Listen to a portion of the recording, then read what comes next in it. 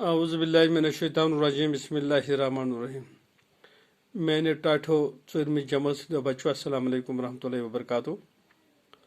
तुम जाना आज सबक पढ़ा तथ नाव क्रिकेट चूंकि कोर यह मुकम्मल तो बे दिमोस आज नजरा कि कुन कुन जाय मा रूद कह पर्न तो बे दिमोस नजरा तम सह याद। क्रिकेट मकबूल खेल गिंदन वालन गिंदन वल हंद गसन जो टीम आसने अकिस टीमस मज कह गिंदन वल आसान यम जो टीम पान वन मुकाबल करान अत मुकाबलस मैच गिंदन वनान। प्रथ टीमस आसान कैप्टन।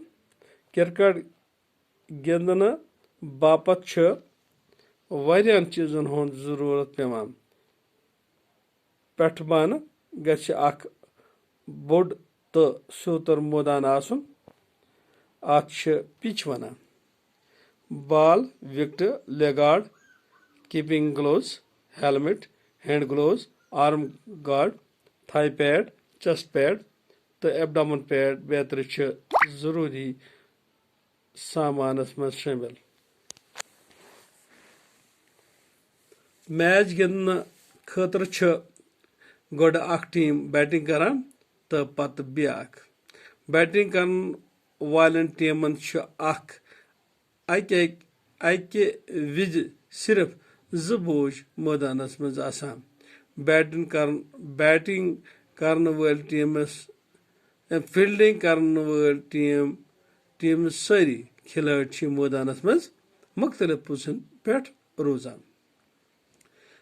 खिलाड़ी विकेटन पत किन आसान Amish wicket keeper वनान। तमिस keeping gloves तो लेग गार्ड गंडित आसान।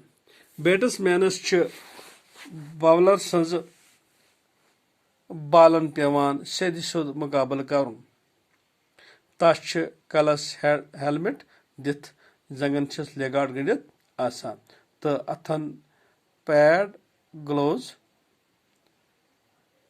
यड़ आसान एब्डोमेन पैड गंडित यमो सह छक लगन निश बचान। यम बाल बैट्समैनस चलान तम विकेट कीपर रटान। तमिस